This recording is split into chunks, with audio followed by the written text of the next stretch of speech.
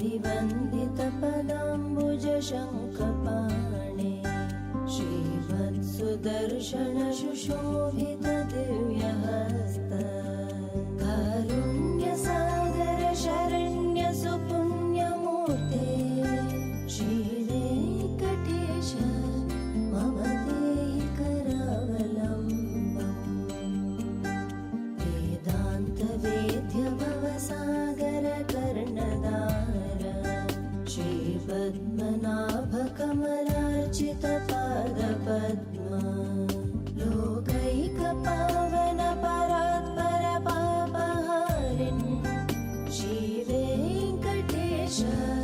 मम देहि करावलम्बम्